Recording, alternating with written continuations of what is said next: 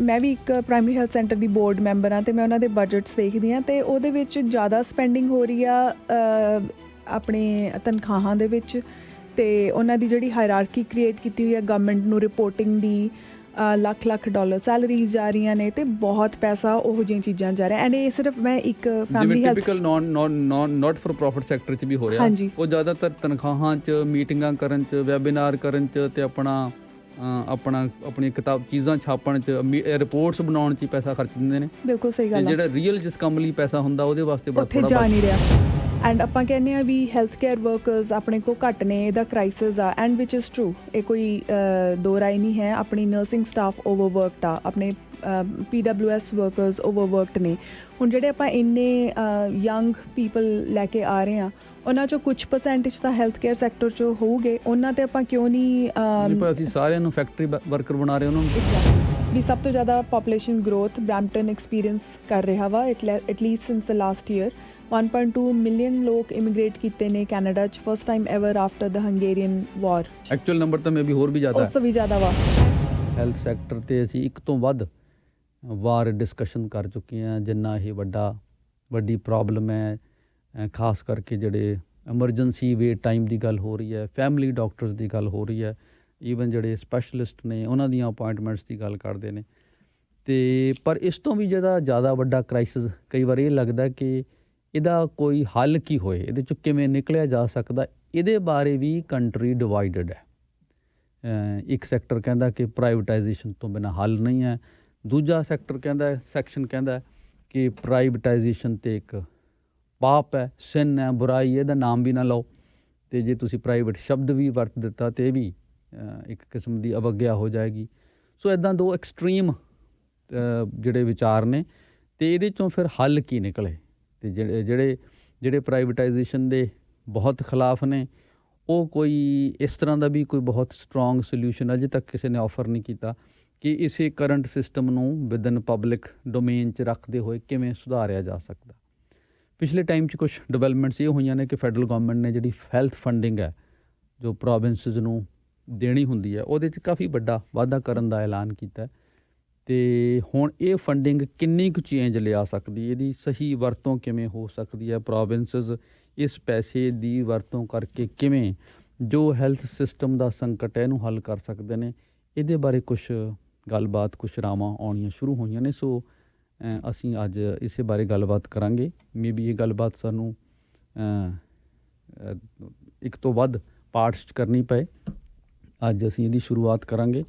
ਅਤੇ ਮੀਨਾਕਸ਼ੀ ਜੀ ਇਹਨਾਂ ਦੀ ਦੋਵੇਂ ਤਰ੍ਹਾਂ ਦੀ ਬੈਕਗਰਾਊਂਡ ਹੈ, ਇਹ ਲਾਅ ਦੀ ਵੀ ਬੈਕਗਰਾਊਂਡ ਹੈ ਅਤੇ ਇਹਨਾਂ ਦੀ ਹੈਲਥ ਦੀ ਵੀ ਬੈਕਗਰਾਊਂਡ ਹੈ, ਅਤੇ ਦੋਨੇ ਪੱਖਾਂ ਤੋਂ ਇਹ ਇਸ ਸੈਕਟਰ ਨੂੰ ਬੜੀ ਅੱਛੀ ਤਰ੍ਹਾਂ ਸਮਝਦੇ ਨੇ। ਅਤੇ ਮੀਨਾਕਸ਼ੀ ਜੀ ਬਹੁਤ ਬਹੁਤ ਸਵਾਗਤ, ਥੈਂਕ ਯੂ।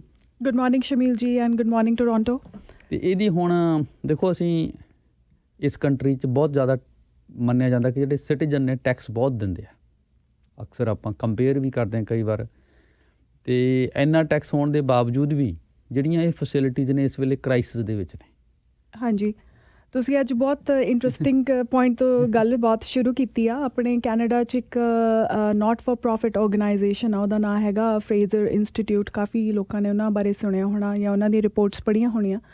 ਉਹ ਕਾਫੀ public policy opinion reports and research based reports ਜੋ ਕਿ ਪ੍ਰੋਪਰਲੀ ਵੈਲੀਡੇਟਡ ਨੇ, ਰਿਸਰਚ ਸਕਾਲਰਸ ਉਹਨਾਂ ਦੀਆਂ ਪੀਅਰ ਰਿਵਿਊਡ ਰਿਪੋਰਟਸ ਨੇ, ਸੋ ਕਾਫੀ ਕ੍ਰੈਡੀਬਲ ਮੰਨੀ ਜਾਂਦੀ ਹੈ। ਅਤੇ 15th ਰੈਂਕ ਕਰਦੇ ਨੇ ਉਹ globally as a think tank ਮਾਨੇ ਕਿ ਇੱਕ ਸੰਸਥਾ ਜਿਹੜੀ ਆਪਣੀ ਵੋਇਸ ਪਾਲਿਸੀਜ਼ ਬਾਰੇ ਕੰਮ ਕਰਦੀ ਹੈ, ਐਂਡ ਗਵਰਨਮੈਂਟਸ ਵੀ ਇਹਨਾਂ ਨੂੰ ਕੰਸਲਟ ਕਰਦੀ ਆ। ਸੋ ਉਹਨਾਂ ਨੇ ਅੱਜ ਦੱਸਿਆ ਵਾ ਕਿ ਅੱਜ ਆਪਾਂ ਸੈਲੀਬ੍ਰੇਟ ਕਰ ਰਹੇ ਹਾਂ ਸਾਰੇ ਐਟਲੀਸਟ ਓਨਟਾਰੀਓ 'ਚ ਟੈਕਸ ਫਰੀਡਮ ਡੇ।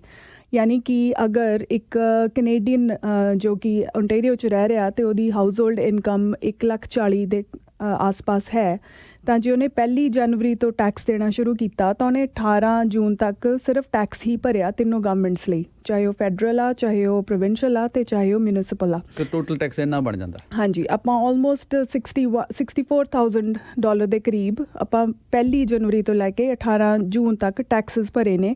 ਸੋ ਅੱਜ ਤੋਂ ਆਪਾਂ ਆਪਣੇ ਲਈ ਕੰਮ ਕਰ ਰਹੇ ਹਾਂ। ਲਗਭਗ ਆਪਣੀ ਜਿਹੜੀ ਅੱਧੀ ਇਨਕਮ, ਹਾਂਜੀ, ਜਿਹੜਾ ਇਸ ਇਨਕਮ ਬ੍ਰੈਕਟ 'ਚ ਨੇ, ਹਾਂਜੀ, ਸੋ ਉਹ 46.6% ਬਣਦਾ ਟੋਟਲ, ਤੇ ਆਪਾਂ ਉਹ ਟੈਕਸ ਭਰਤਾ। ਤੋਂ ਅੱਜ ਤੋਂ ਆਪਾਂ ਆਪਣੇ ਲਈ ਹੁਣ ਕੰਮ ਕਰ ਰਹੇ ਹਾਂ। ਸ਼ੁਰੂ ਕਰ ਰਹੇ ਹਾਂ। ਹਾਂਜੀ। ਸੋ ਹੁਣ ਜਿਹੜਾ ਇੰਨਾ ਟੈਕਸ ਜਾਂਦਾ ਸਿਟੀਜ਼ਨ ਦਾ, ਟੈਕਸ ਦੇਣਾ ਚੰਗੀ ਗੱਲ ਹੈ, ਟੈਕਸ ਕੋਈ ਬੁਰੀ ਚੀਜ਼ ਨਹੀਂ ਹੈ। ਹਾਂਜੀ। ਪਰ ਇੰਨਾ ਕੁ ਸਿਟੀਜ਼ਨ ਦਾ ਕੰਸਰਨ ਜ਼ਰੂਰ ਰਹਿੰਦਾ ਕਿ ਟੈਕਸ ਸਹੀ ਤਰੀਕੇ ਨਾਲ ਵਰਤਿਆ ਜਾਏ, ਅਤੇ ਜਿਹੜੀਆਂ ਸਰਵਿਸਿਜ਼ ਨੇ ਇੰਨੇ ਟੈਕਸ ਦੇ ਬਾਵਜੂਦ ਵੀ ਜਿਹੜਾ ਹੈਲਥ ਸੈਕਟਰ ਹੈ ਇਸ ਵੇਲੇ ਉਹ ਬੜਾ ਬੇਬਸ ਜਿਹਾ ਲੱਗ ਰਿਹਾ ਕਿ ਉਹਨਾਂ ਕੋਲ ਫੰਡਿੰਗ ਦੀ ਕਮੀ ਹੈ। ਪ੍ਰੋਵਿੰਸ ਕਹਿੰਦੇ ਨੇ ਸਾਡੇ ਕੋਲ ਫੰਡਿੰਗ ਨਹੀਂ ਹੈ ਫੈਡਰਲ ਗੌਰਮੈਂਟ ਦੇ। ਸੋ ਫੈਡਰਲ ਗੌਰਮੈਂਟ ਨੇ ਹੁਣ ਪਿੱਛੇ ਅਨਾਊਂਸ ਵੀ ਕੀਤਾ। ਅਤੇ ਤੁਹਾਨੂੰ ਕੀ ਲੱਗਦਾ ਕਿ ਇਹ ਜਿਹੜਾ ਹੁਣ ਸਿਚੁਏਸ਼ਨ ਹੈ ਹੈਲਥ ਸੰਕਟ ਸੈਕਟਰ ਦੀ, ਇਹਦੇ 'ਚ ਕੋਈ ਨਿਕਲਣ ਨੂੰ ਰਾਹ ਹੈ ਕਿਸੇ ਪਾਸਿਓਂ? ਹਾਂਜੀ, ਥੋੜ੍ਹਾ ਜਿਹਾ ਪਿੱਛੇ ਇੱਕ ਸਟੈਪ ਚੱਲੀਏ ਤਾਂ ਇਸ ਇਕੁਏਸ਼ਨ ਦੇ ਦੋ ਪਾਸੇ ਨੇ। ਇੱਕ ਪਾਸਾ ਹੈਗਾ ਕਿ ਆਪਾਂ ਐਜ਼ ਅ ਸਿਟੀਜ਼ਨ ਆਪਾਂ ਕੀ ਕਰ ਰਹੇ ਹਾਂ। ਸੋ ਆਪਾਂ ਤਾਂ ਐਜ਼ ਅ ਸਿਟੀਜ਼ਨ ਆਪਣਾ ਰੋਲ ਕਰਤਾ, ਆਪਾਂ ਆਪਣੇ ਟੈਕਸ ਭਰਤੇ। ਅੱਜ ਔਨਵਰਡਸ ਤੋਂ ਆਪਾਂ ਆਪਣੇ ਲਈ ਕੰਮ ਕਰ ਰਹੇ ਹਾਂ, ਆਪਾਂ ਆਪਣਾ ਕੰਮ ਕਰ ਚੁੱਕੇ ਹਾਂ। ਹੁਣ ਦੂਜੀ ਪਾਰਟ ਆਫ ਦ ਇਕੁਏਸ਼ਨ ਆ, ਹੁਣ ਆਪਣੀ ਗਵਰਨਮੈਂਟਸ ਉਹ ਪੈਸੇ ਦਾ ਕੀ ਕਰ ਰਹੀਆਂ ਨੇ। ਐਂਡ ਆਈ ਥਿੰਕ ਉਹ ਵੱਡੀ ਚੀਜ਼ ਫੋਕਸ ਕਰਨ ਵਾਲੀ ਹੈਗੀ ਹੈ, ਜੋ ਕਿ ਆਪਾਂ ਅੱਜ ਦੀ ਡਿਸਕਸ਼ਨ 'ਚ ਹੋਪਫੁਲੀ ਆਪਾਂ ਉਹ ਥੋੜ੍ਹਾ ਬਹੁਤ ਪ੍ਰੋਗਰੈਸ ਕਰ ਸਕੀਏ। ਇਸ ਤੋਂ ਵੀ ਪਹਿਲਾਂ ਇੱਕ ਥ੍ਰੈਸ਼ਹੋਲਡ ਕੁਐਸਚਨ ਬਣਦਾ ਵਾ ਕਿ ਵਾਕਈ ਹੈਲਥ ਕੇਅਰ ਕ੍ਰਾਈਸਿਸ ਹੈ ਕੈਨੇਡਾ 'ਚ ਕਿ ਨਹੀਂ ਹੈ। ਅਤੇ ਜੇ ਆਪਾਂ ਆਸ-ਪਾਸ ਦੇਖੀਏ ਆਪਣੇ G7 ਕੰਟਰੀਜ਼ 'ਚ, ਜਾਂ ਫਿਰ ਆਪਣੀ ਇੱਕ ਆਰਗੇਨਾਈਜੇਸ਼ਨ ਹੈਗੀ ਹੈ OECD, ਜੋ ਕਿ ਇਕਨੋਮਿਕਲੀ ਡਿਵੈਲਪਡ ਕੰਟਰੀਜ਼ ਦੀ 30 ਕੰਟਰੀਜ਼ ਉਹਦੀਆਂ ਮੈਂਬਰਸ ਨੇ। ਕੈਨੇਡਾ ਉਹਨਾਂ ਦੀ ਇੱਕ ਮੈਂਬਰ ਕੰਟਰੀ ਹੈ। ਵੀ ਉਹ ਕੰਟਰੀਜ਼ ਦੇ ਵਿੱਚ ਕਿੱਥੇ ਆਪਾਂ ਲੈਵਲ ਕਰਦੇ ਹਾਂ, ਆਪਾਂ ਬਹੁਤ ਪਿੱਛੇ ਹਾਂ ਜਾਂ ਬਹੁਤ ਵਧੀਆ ਵਾਂ। ਸੋ ਅਗਰ ਆਪਾਂ ਟੈਕਸ ਮਨੀ ਦੇ ਪਰਸਪੈਕਟਿਵ ਨਾਲ ਦੇਖੀਏ ਜਾਂ ਪਰ capita spending, health care spending ਦੇ ਪਰਸਪੈਕਟਿਵ ਨਾਲ ਦੇਖੀਏ, ਤਾਂ ਆਪਾਂ ਰੈਂਕ ਕਰਦੇ ਹਾਂ ਨੰਬਰ 1। ਸੋ ਕੈਨੇਡਾ ਅੱਜ, ਯਾਨੀ ਕਿ ਇਹ ਰਿਪੋਰਟ 2022 ਦੀ ਆ, ਅਤੇ ਉਹਦੇ ਅਕੋਰਡਿੰਗ ਆਪਾਂ ਆਲਮੋਸਟ $8,000 ਪਰ ਕੈਪੀਟਾ ਪਰ ਇੰਡੀਵਿਜੂਅਲ ਪੈਸਾ ਖਰਚਿਆ ਹੈਲਥ ਕੇਅਰ ਸਪੈਂਡਿੰਗ 'ਤੇ, ਜੋ ਕਿ ਹਾਈਐਸਟ ਆ, second only to Germany amongst the G7, but highest ranked in 30 nations ਆਪਣੀ OECD, ਜਿਹੜੀਆਂ ਇਕਨੋਮਿਕਲੀ ਡਿਵੈਲਪਡ ਕੰਟਰੀਜ਼ ਆ ਉਹਨਾਂ 'ਚੋਂ। ਖਰਚੇ ਦੇ ਪੱਖ ਤੋਂ ਯਾਨੀ ਕਿ ਆਪਾਂ ਪੈਸਾ ਤਾਂ ਲਾ ਰਹੇ ਹਾਂ, ਪਰ ਉਹ ਪੈਸਾ ਲੱਗ ਕਿੱਥੇ ਰਿਹਾ, ਉਹ ਆਪਾਂ ਨੂੰ ਦਿਖ ਨਹੀਂ ਰਿਹਾ। ਸੋ ਯਾਨੀ ਕਿ ਹੁਣ I am going to rely on another research, ਇੱਕ ਹੋਰ ਰਿਸਰਚ ਦੀ ਮੈਂ ਹੈਲਪ ਇੱਥੇ ਲਊਂਗੀ।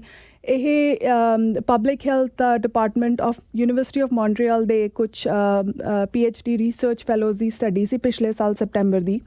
ਉਹਨਾਂ ਨੇ ਇਹ ਕਿਹਾ ਵੀ ਸਿੰਸ 1965 ਤੋਂ ਹੁਣ ਤੱਕ 2022, ਜਿਹਦੇ ਵਿੱਚ ਆਪਾਂ ਇੱਕ ਬਹੁਤ ਵੱਡਾ ਹੈਲਥ ਕ੍ਰਾਈਸਿਸ ਨੈਸ਼ਨਲ ਲੈਵਲ 'ਤੇ, ਇਨਫੈਕਟ ਇੰਟਰਨੈਸ਼ਨਲ ਲੈਵਲ 'ਤੇ ਦੇਖਿਆ, ਜੋ ਕਿ ਪੈਂਡੇਮਿਕ ਸੀ, ਕੋਵਿਡ ਪੈਂਡੇਮਿਕ ਸੀ।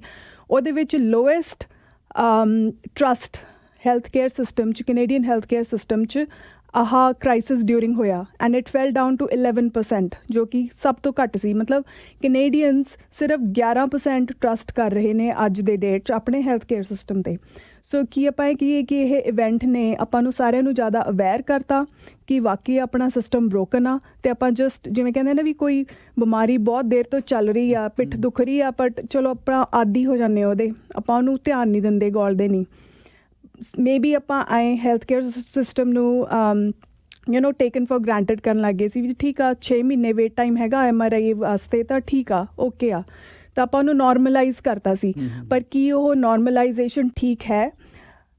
ਜੋ OECD ਦੀਆਂ ਸਟੱਡੀਜ਼ ਦੱਸਦੀਆਂ ਨੇ, ਉਹ ਕਹਿੰਦੇ ਨਹੀਂ, ਇਹ ਨਹੀਂ ਠੀਕ ਹੈ, ਕਿਉਂਕਿ ਆਪਣੀ ਜਿੰਨੀ ਸਪੈਂਡਿੰਗ ਆ ਉਹਦੇ ਪ੍ਰਪੋਰਸ਼ਨ 'ਚ ਆਪਾਂ ਨੂੰ ਉਹ ਰਿਜ਼ਲਟ ਨਹੀਂ ਮਿਲ ਰਿਹਾ। ਸੋ ਦੇਰ ਇਜ਼ ਅ ਗੈਪ ਸਮਵੇਅਰ, ਕੁਛ ਤਾਂ ਡਿਸਕਨੈਕਟ ਹੈ। ਕਿਉਂਕਿ ਜਿਵੇਂ ਹੁਣ ਤੁਸੀਂ ਦੱਸ ਰਹੇ ਹੋ, ਪੂਰੇ ਜਿਹੜਾ ਡਿਵੈਲਪਡ ਵਰਲਡ ਹੈ, ਉਹਦੇ 'ਚ ਸਾਡੀ ਸਪੈਂਡਿੰਗ ਸਭ ਤੋਂ ਜ਼ਿਆਦਾ ਪਰ ਕੈਪੀਟਾ, ਜਦੋਂ ਆਪਾਂ ਦੇਖਦੇ ਹਾਂ, ਨਾਟ ਕਿ ਅਮਾਊਂਟ 'ਚ ਨਾ ਦੇਖੀਏ, ਪਰ ਕੈਪੀਟਾ ਸਭ ਤੋਂ ਜ਼ਿਆਦਾ। ਇੰਨਾ ਪੈਸਾ ਖਰਚ ਕੇ ਵੀ ਅਤੇ ਆਮ ਪਬਲਿਕ ਪਰਸੈਪਸ਼ਨ ਹੈ ਕਿ ਸਾਡਾ ਹੈਲਥ ਸਿਸਟਮ ਬ੍ਰੋਕਨ ਹੈ।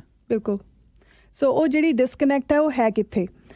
ਸੋ ਅੱਗੇ ਅਗੇਨ ਫਰੇਜ਼ਰ ਇੰਸਟੀਟਿਊਟ ਨੇ ਪਿਛਲੇ ਸਾਲ ਕੋਵਿਡ ਤੋਂ ਬਾਅਦ ਇੱਕ ਰਿਸਰਚ ਕੀਤੀ ਸੀ ਵੀ ਆਪਣਾ ਹੈਲਥ ਕੇਅਰ ਸਿਸਟਮ ਜਾ ਕਿੱਥੇ ਰਿਹਾ ਅਤੇ ਕਿਉਂ ਇਹ ਗੈਪ ਦਿਖ ਰਿਹਾ।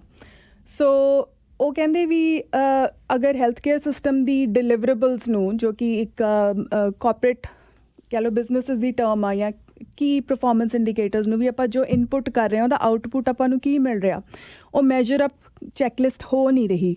ਅਤੇ ਉਹ ਕਹਿੰਦੇ ਵੀ ਉਹ ਮੈਜਰਿੰਗ ਕੁਆਲੀਫਿਕੇਸ਼ਨਸ ਹੈ ਕੀ, ਉਹਨਾਂ 'ਚੋਂ ਉਹ ਕਹਿੰਦੇ ਆ ਵੀ ਆਪਣੀ ਸਭ ਤੋਂ ਵੱਡਾ ਗੈਪ ਹੈਗਾ ਕਿ ਆਪਣੀ ਜਿਹੜੀਆਂ ਰਿਸੋਰਸਿਸ ਨੇ, ਉਹ ਐਲੋਕੇਸ਼ਨ ਪ੍ਰੋਪਰ ਨਹੀਂ ਹੋ ਰਹੀ। ਫੋਰ ਐਗਜ਼ਾਮਪਲ ਆਪਣੀ ਟੈਕਨੋਲੋਜੀ ਦੇ ਵਿੱਚ ਇਨਵੈਸਟਮੈਂਟ ਬਹੁਤ ਥੋੜ੍ਹੀ ਆ। ਜਿਵੇਂ MRI ਮਸ਼ੀਨਸ ਜੇ ਆਪਣੇ ਕੋਲ ਲੈਟਸ ਸੇ 500 ਹੋਣੀਆਂ ਚਾਹੀਦੀਆਂ ਨੇ ਪ੍ਰੋਵਿੰਸ ਆਫ ਓਨਟਾਰੀਓ 'ਚ, ਆਪਣੇ ਕੋਲ ਸਿਰਫ 150 ਆ। ਸੈਕੰਡਲੀ ਅਗਰ MRI ਟੈਕਨੀਸ਼ੀਅਨਸ ਆਪਣੇ ਕੋਲ 150 ਹੋਣੇ ਚਾਹੀਦੇ ਆ ਤਾਂ ਆਪਣੇ ਕੋਲ ਸਿਰਫ 50 ਨੇ। ਅਤੇ ਆਪਣੇ ਕੋਲ ਸਟਰਕਚਰ ਹੈਗੇ ਆ, ਫਿਜ਼ੀਕਲ ਸਟਰਕਚਰ ਹੈਗੇ ਆ, ਹੌਸਪੀਟਲਸ ਹੈਗੇ ਆ, ਪਰ ਹੌਸਪੀਟਲ ਦੇ ਜਿਵੇਂ ਆਪਰੇਸ਼ਨ ਰੂਮਸ ਨੇ ਉਹ ਅੰਡਰ ਯੂਟੀਲਾਈਜ਼ਡ ਨੇ। ਯਾਨੀ ਕਿ ਜੇ ਸਵੇਰੇ 6:30 ਵਜੇ ਸਰਜਰੀ ਬੁੱਕ ਹੁੰਦੀ ਆ ਤਾਂ 3:30 ਵਜੇ ਤੱਕ ਸਰਜਰੀਜ਼ ਦੀ ਜਿਹੜੀ ਸਕੈਜੂਲ ਆ ਉਹ ਪੂਰੀ ਹੋ ਜਾਂਦੀ ਆ, ਅਤੇ 3:30 ਵਜੇ ਦੁਪਹਿਰ ਤੋਂ ਲੈ ਕੇ ਨੈਕਸਟ ਮਾਰਨਿੰਗ 6:30 ਵਜੇ ਤੱਕ ਉਹ ਵੇਕੈਂਟ ਸਪੇਸ ਆ ਜੋ ਕਿ ਯੂਜ਼ ਨਹੀਂ ਹੋ ਰਹੀ। ਮਸ਼ੀਨਰੀ ਉੱਥੇ ਹੈਗੀ ਆ, ਇਕੁਇਪਮੈਂਟ ਉੱਥੇ ਹੈਗੀ ਆ, ਸਰਜੀਕਲ ਵਾਰਡਸ ਅਵੇਲੇਬਲ ਹੈਗੇ ਆ, ਪਰ ਅਵੇਲੇਬਲ ਕੀ ਨਹੀਂ ਹੈ ਆਪਣੇ ਕੋਲ? ਮੈਨ ਪਾਵਰ ਜਾਂ ਹਿਊਮਨ ਪਾਵਰ ਅਵੇਲੇਬਲ ਨਹੀਂ ਹੈ, ਜਿਹੜੇ ਕਿ ਸਕਿਲਡ ਵਰਕਰਸ ਨੇ, ਯਾਨੀ ਕਿ physicians, surgeons, nursing staff. And secondly ਆਪਣੇ ਕੋਲ ਇਨਫ ਰਿਕਵਰੀ ਬੈਡਸ ਨਹੀਂ ਹੈਗੇ ਜਿੱਥੇ ਕਿ ਆਪਾਂ ਉਹ ਜਿਹੜੇ ਐਂਬੂਲੇਸ਼ਨ 'ਚ ਪੇਸ਼ੈਂਟਸ ਨੇ ਰਿਕਵਰੀ 'ਚ ਹੋਣੇ ਚਾਹੀਦੇ ਆ, ਉਹਦੇ ਵਾਸਤੇ ਆਪਣੇ ਕੋਲ ਰੂਮ ਨਹੀਂ ਹੈਗਾ। ਸੋ ਸਮਹਾਓ ਉਹ ਜਿਹੜਾ ਗੈਪ ਆ ਉਹ ਆਹ ਸੈਕਟਰਸ 'ਚ ਆ ਰਿਹਾ ਵੀ ਆਪਣੀ ਅੰਡਰ ਯੂਟੀਲਾਈਜੇਸ਼ਨ ਆਫ ਰਿਸੋਰਸਿਸ ਜਿਹੜੇ ਹੈਗੇ ਨੇ ਉਹਨਾਂ ਦੀ। ਐਂਡ ਸੈਕੰਡਲੀ ਆਪਣੇ ਕੋਲ ਜਿੱਥੇ ਰਿਸੋਰਸਿਸ ਹੋਣੇ ਚਾਹੀਦੇ ਆ ਉੱਥੇ ਆਪਾਂ ਐਲੋਕੇਟ ਕਰ ਨਹੀਂ ਰਹੇ। ਆਪਾਂ ਐਜ਼ ਆਲਵੇਜ਼ ਬੈਂਡੇਡ ਟਰੀਟਮੈਂਟ ਕਰ ਰਹੇ ਹਾਂ ਵੀ ਚਲੋ ਥੋੜ੍ਹਾ ਜਿਹਾ ਪੈਸਾ ਇੱਥੇ ਕਿਸੇ ਦੀ ਜੇਬ 'ਚ ਪਾਤਾ, ਉੱਥੇ ਪਾਤਾ, ਉਹਦੇ ਨਾਲ ਕੰਮ ਹੋਣਾ ਨਹੀਂ। ਆਪਾਂ ਨੂੰ ਥੋੜ੍ਹੀ ਜਿਹੀ ਇਨਵੈਸਟਮੈਂਟ ਫੋਕਸਡ ਟਾਰਗੇਟਡ ਏਰੀਆਜ਼ 'ਚ ਕਰਨੀ ਪੈਣੀ ਆ। ਮੀਨਾਕਸ਼ੀ ਜੀ, ਜਿਵੇਂ ਤੁਸੀਂ ਦੱਸਿਆ ਪੈਸਾ ਕੈਨੇਡਾ ਦੀਆਂ ਅਲੱਗ-ਅਲੱਗ ਲੈਵਲ 'ਤੇ ਖਰਚਿਆ ਜਾ ਰਿਹਾ ਬਹੁਤ, ਔਰ ਜ਼ਿਆਦਾਤਰ ਕੰਟਰੀਜ਼ ਨਾਲੋਂ ਜ਼ਿਆਦਾ ਖਰਚਿਆ ਜਾ ਰਿਹਾ। ਇਹਦੇ ਬਾਵਜੂਦ ਵੀ ਹਾਲਤ ਸਾਡੀ ਇਹ ਹੈ ਅਤੇ ਹੁਣ ਸਵਾਲ ਪੈਦਾ ਹੁੰਦਾ ਫਿਰ ਪੈਸਾ ਜਾ ਕਿੱਥੇ ਰਿਹਾ? ਇਹਦਾ ਸ਼ਾਰਟ ਆਨਸਰ ਸ਼ਮੀਲ ਜੀ ਇਹ ਆ ਵੀ ਬਿਊਰੋਕਰੇਸੀ 'ਚ ਬਹੁਤ ਪੈਸਾ ਵੇਸਟ ਹੋ ਰਿਹਾ। ਆਪਣੀ ਰੈੱਡ ਟੇਪ ਬਹੁਤ ਜ਼ਿਆਦਾ ਵਾ। ਮੇਰਾ ਆਪਦਾ ਪਰਸਨਲ ਇੱਕ ਐਗਜ਼ਾਮਪਲ ਹੈ ਫੈਮਿਲੀ 'ਚੋਂ। ਇੱਕ ਫੈਮਿਲੀ ਮੈਂਬਰ ਸੀ ਜਿਨ੍ਹਾਂ ਦੇ ਬੇਟੇ ਨੂੰ ਕੋਈ ਪ੍ਰੋਬਲਮ ਸੀਗੀ, ਪੀਡੀਆਟ੍ਰਿਕ, ਉਹਨਾਂ ਨੂੰ ਹੈਲਪ ਦੀ ਜ਼ਰੂਰਤ ਸੀ।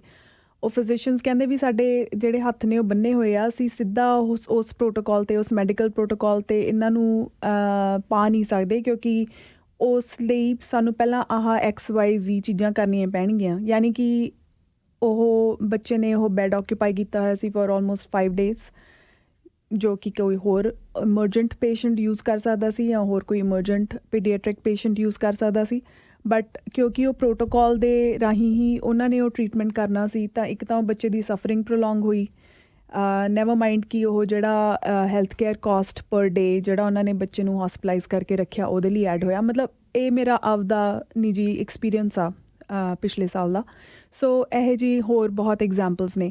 ਸੋ ਆਪਾਂ ਆਪਣੇ ਰਿਸੋਰਸਿਸ ਨੂੰ ਪ੍ਰੋਪਰਲੀ ਐਲੋਕੇਟ ਨਹੀਂ ਕਰ ਰਹੇ। ਟੂ ਮੱਚ ਬਿਊਰੋਕਰੇਸੀ ਆ, ਟੂ ਮੱਚ ਰੈੱਡ ਟੇਪ ਆ। ਜੀ ਸਿੰਪਲ ਲੈਂਗੁਏਜ 'ਚ ਕਹਿਣਾ ਹੋਵੇ ਡਾਕਟਰ ਘੱਟ ਤੇ ਬਾਬੂ ਜ਼ਿਆਦਾ ਨੇ ਜਿਹੜੇ ਉਹਨਾਂ ਦਾ ਪ੍ਰਬੰਧ ਕਰਨ ਵਾਲੇ, ਜਿਨ੍ਹਾਂ ਨੇ ਵੱਡੀਆਂ ਵੱਡੀਆਂ ਤਨਖਾਹਾਂ ਆਪਣੇ ਲਈ ਰੱਖੀਆਂ ਨੇ, ਜਿਹੜੇ CEOs ਤੇ ਵਾਈਸ ਪ੍ਰੈਜ਼ੀਡੈਂਟ ਤੇ ਜਿਹੜੇ ਕੰਪਨੀ ਜਿਨ੍ਹਾਂ ਨੇ ਸਿਰਫ ਮੀਟਿੰਗਾਂ ਕਰਨੀਆਂ ਹੁੰਦੀਆਂ। ਆਪਣੇ ਐਡਵਾਈਜ਼ਰ ਜ਼ਿਆਦਾ ਨੇ ਨਾ ਕਿ ਕੰਮ ਕਰਨ ਵਾਲੇ ਜ਼ਿਆਦਾ ਨੇ, ਜੋ ਕਿ ਉਲਟਾ ਹੋਣਾ ਚਾਹੀਦਾ। ਆਪਣੇ ਇਸ ਸੈਕਟਰ 'ਚ ਕੰਮ ਕਰਨ ਵਾਲੇ ਹੈਂਡਸ ਜ਼ਿਆਦਾ ਚਾਹੀਦੇ ਆ, ਨਾ ਕਿ ਐਡਵਾਈਜ਼ਰੀ ਗਰੁੱਪਸ ਜ਼ਿਆਦਾ ਚਾਹੀਦੇ ਆ। ਠੀਕ ਹੈ, ਐਡਵਾਈਜ਼ਰੀ ਗਰੁੱਪਸ ਹੋਣੀ ਚੰਗੀ ਗੱਲ ਆ। ਹੁਣ ਜਿਵੇਂ ਫੈਮਿਲੀ ਹੈਲਥ ਨੈਟਵਰਕਸ ਲਾ ਲਓ, ਜੋ ਕਿ ਇੱਕ ਬਹੁਤ ਅੱਛਾ ਇਨੀਸ਼ੀਏਟਿਵ ਸੀਗਾ, ਕਾਫੀ ਪਿਛਲੀ ਗਵਰਨਮੈਂਟ ਨੇ ਸ਼ੁਰੂ ਕੀਤਾ ਸੀ ਅਤੇ ਹੁਣ ਆਹ ਵਾਲੀ ਗਵਰਨਮੈਂਟ ਨੇ ਕੰਟੀਨਿਊ ਕੀਤਾ। ਉਹਦਾ ਪਰਪਸ ਕੀ ਆ ਵੀ ਜਿਵੇਂ ਪ੍ਰਾਇਮਰੀ ਹੈਲਥ ਕੇਅਰ ਜਿਹਨੂੰ ਆਪਾਂ ਕਹਿੰਦੇ ਹਾਂ ਵੀ ਫਸਟ ਲੈਵਲ ਆਫ ਇੰਟਰਵੈਂਸ਼ਨ, ਅਗਰ ਆਪਾਂ ਨੂੰ ਜ਼ਰੂਰਤ ਪੈਂਦੀ ਹੈ ਕਿਸੇ ਫਿਜ਼ੀਸ਼ੀਅਨ ਦੀ, ਉਹ ਰੈਡੀਲੀ ਅਵੇਲੇਬਲ ਆਪਾਂ ਕੋਲ ਹੈ ਜਾਂ ਨਹੀਂ। ਤਾਂ ਉਹਨਾਂ ਨੇ ਕੀ ਕੀਤਾ ਵੀ ਕੁਛ ਗਰੁੱਪ ਆਫ ਫੈਮਿਲੀ ਫਿਜ਼ੀਸ਼ੀਅਨਸ ਨੂੰ ਕਿਹਾ ਵੀ ਤੁਸੀਂ ਆਪਟ ਇਨ ਕਰੋ ਫੈਮਿਲੀ ਹੈਲਥ ਨੈਟਵਰਕ 'ਚ ਅਤੇ ਅਸੀਂ ਤੁਹਾਨੂੰ ਫੰਡ ਕਰਦੇ ਹਾਂ। ਉਸ ਫੰਡਿੰਗ ਦੇ ਅਕੋਰਡਿੰਗ ਜਿਹੜੇ ਕੇਸਿਸ ਜਾਂ ਜਿਹੜੇ ਪੇਸ਼ੈਂਟਸ ਹੌਸਪੀਟਲਸ 'ਚ ਜਾਣੇ ਚਾਹੀਦੇ ਵੈਸੇ ਜਾਂਦੇ ਨੇ, ਉਹਨਾਂ ਨੂੰ ਜਾਣ ਦੀ ਲੋੜ ਨਹੀਂ, ਤੁਸੀਂ ਆਪਦੇ ਕੋਲ ਟਰੀਟ ਕਰੋ। ਜਿਵੇਂ ਕੋਈ ਕ੍ਰੋਨਿਕ ਐਜ਼ਮਾ ਦਾ ਪੇਸ਼ੈਂਟ ਹੈ ਜਾਂ ਕੋਈ ਸਾਹ ਦੀ ਬਿਮਾਰੀ ਦਾ ਹੋਰ ਇਹੋ ਜਿਹੀ ਕੋਈ ਸਾਹ ਦੀ ਬਿਮਾਰੀ ਦਾ ਪੇਸ਼ੈਂਟ ਹੈ ਜੋ ਕਿ ਐਮਰਜੈਂਟ ਨਹੀਂ ਹੈ, ਪਰ ਉਹ ਕਲੀਨਿਕਲ ਸੈਟਿੰਗਸ 'ਚ ਆਪਣੇ ਪ੍ਰਾਇਮਰੀ ਹੈਲਥ ਸੈਂਟਰ ਦੇ ਵਿੱਚ ਟਰੀਟ ਹੋ ਸਕਦਾ। ਹੁਣ ਮੈਂ ਵੀ ਇੱਕ ਪ੍ਰਾਇਮਰੀ ਹੈਲਥ ਸੈਂਟਰ ਦੀ ਬੋਰਡ ਮੈਂਬਰ ਹਾਂ ਅਤੇ ਮੈਂ ਉਹਨਾਂ ਦੇ ਬਜਟਸ ਦੇਖਦੀ ਹਾਂ ਅਤੇ ਉਹਦੇ ਵਿੱਚ ਜ਼ਿਆਦਾ ਸਪੈਂਡਿੰਗ ਹੋ ਰਹੀ ਆ ਆਪਣੇ ਤਨਖਾਹਾਂ ਦੇ ਵਿੱਚ, ਅਤੇ ਉਹਨਾਂ ਦੀ ਜਿਹੜੀ ਹਾਇਰਾਰਕੀ ਕ੍ਰੀਏਟ ਕੀਤੀ ਹੋਈ ਹੈ ਗਵਰਨਮੈਂਟ ਨੂੰ ਰਿਪੋਰਟਿੰਗ ਦੀ, ਲੱਖ ਡਾਲਰ ਸੈਲਰੀਜ਼ ਜਾ ਰਹੀਆਂ ਨੇ ਅਤੇ ਬਹੁਤ ਪੈਸਾ ਉਹੋ ਜਿਹੀਆਂ ਚੀਜ਼ਾਂ ਜਾ ਰਿਹਾ। ਐਂਡ ਇਹ ਸਿਰਫ ਮੈਂ ਇੱਕ family health typical not for profit sector 'ਚ ਵੀ ਹੋ ਰਿਹਾ। ਉਹ ਜ਼ਿਆਦਾਤਰ ਤਨਖਾਹਾਂ 'ਚ, ਮੀਟਿੰਗਾਂ ਕਰਨ 'ਚ, ਵੈਬੀਨਾਰ ਕਰਨ 'ਚ ਅਤੇ ਆਪਣਾ ਆਪਣੀਆਂ ਕਿਤਾਬ ਚੀਜ਼ਾਂ ਛਾਪਣ 'ਚ ਰਿਪੋਰਟਸ ਬਣਾਉਣ 'ਚ ਹੀ ਪੈਸਾ ਖਰਚ ਦਿੰਦੇ ਨੇ। ਬਿਲਕੁਲ ਸਹੀ ਤੇ ਗੱਲ ਆ। ਜਿਹੜਾ ਰੀਅਲ ਜਿਸ ਕੰਮ ਲਈ ਪੈਸਾ ਹੁੰਦਾ ਉਹਦੇ ਵਾਸਤੇ ਬੜਾ ਉੱਥੇ ਥੋੜ੍ਹਾ ਜਾ ਨਹੀਂ ਰਿਹਾ ਐਂਡ ਇਹ ਮੇਰਾ ਆਪਦਾ ਪਰਸਨਲ ਐਕਸਪੀਰੀਅੰਸ ਆ ਵੀ ਇਹ too much red tape and too much reporting ਕਿ okay ministry of long term health and care report ਮੰਗਦੀ ਹੈ ਵੀ ਤੁਹਾਨੂੰ ਆ ਫੰਡ ਦਿੱਤਾ ਅਤੇ ਤੁਸੀਂ ਇਹ ਕਿੱਦਾਂ ਯੂਜ਼ ਕਰ ਰਹੇ ਹੋ। ਮੈਨੂੰ ਲੱਗਦਾ ਅੱਧੇ ਤੋਂ ਜ਼ਿਆਦਾ ਟਾਈਮ ਅਤੇ ਮਨੀ ਉਸ ਰਿਪੋਰਟਿੰਗ 'ਚ ਜਾ ਰਿਹਾ ਵਾ ਐਂਡ ਇਹ ਮੈਂ ਆਪ ਦੇਖ ਰਹੀ ਹਾਂ। ਸੋ ਐਂਡ ਇੱਕ ਛੋਟਾ ਜਿਹਾ ਫੈਮਿਲੀ ਹੈਲਥ ਨੈਟਵਰਕ ਹੈ ਐਂਡ ਆਈ ਐਮ ਸ਼ੋਰ ਇਹੋ ਜਿਹੇ ਹੋਰ ਕਿੰਨੇ ਸਾਰੇ ਨੇ ਪੂਰੇ GTA ਦੇ ਵਿੱਚ, ਪੂਰੇ ਪ੍ਰੋਵਿੰਸ ਦੇ ਵਿੱਚ ਐਂਡ ਇਹ ਸਿਰਫ ਇੱਕ ਜਗ੍ਹਾ 'ਤੇ ਆਪਾਂ ਵੇਸਟੇਜ ਕਰ ਰਹੇ ਹਾਂ, ਇਹੋ ਜਿਹੀ ਹੋਰ ਬਥੇਰੀਆਂ ਹੋਣਗੀਆਂ। ਸੋ ਹੌਸਪਿਟਲਸ ਦੀ ਆਪਣੀ ਖਪਤ ਹੈਗੀ ਜਿਹੜੀ ਉਹ 24% ਵਾ, ਫਿਜ਼ੀਸ਼ੀਅਨਸ ਦੀ 13% ਆ ਅਤੇ ਡਰੱਗਸ ਦੀ ਜਿਹੜੀਆਂ ਆਪਾਂ ਪ੍ਰਿਸਕ੍ਰਿਪਸ਼ਨ ਡਰੱਗਸ ਲੈਂਦੇ ਹਾਂ ਉਹਦੀ 13% ਆ। ਹੁਣ ਜਿਹੜੀ ਇੰਟਰਸਟਿੰਗ ਚੀਜ਼ ਉਹ ਇਹ ਆ, ਅਗਲੇ ਸਾਲ ਓਨਟੇਰੀਓ ਮੈਡੀਕਲ ਐਸੋਸੀਏਸ਼ਨ ਦਾ ਜਿਹੜਾ ਕਾਨਟਰੈਕਟ ਆ ਉਹ ਰੀਨਿਊ ਹੋ ਰਿਹਾ ਵਾ ministry of long term health and care ਦੇ ਨਾਲ, ਯਾਨੀ 31 ਮਾਰਚ 2024 'ਚ ਓਨਟੇਰੀਓ ਮੈਡੀਕਲ ਐਸੋਸੀਏਸ਼ਨ ਰੀਨੈਗੋਸ਼ੀਏਟ ਕਰੂਗਾ ਵੀ ਜਿਹੜੇ ਆਪਣੇ ਫਿਜ਼ੀਸ਼ੀਅਨਸ ਨੇ ਉਹਨਾਂ ਦਾ ਪੇ ਰੇਟ ਕਿੱਦਾਂ ਹੋਊਗਾ। ਹੁਣ ਇਹ ਕਾਮਨ ਸੈਂਸ ਆ ਵੀ ਉਹ ਰੀਨੈਗੋਸ਼ੀਏਟ ਹੋਊਗਾ ਅਪਵਰਡਸ ਨਾ ਕਿ ਡਾਊਨਵਰਡਸ।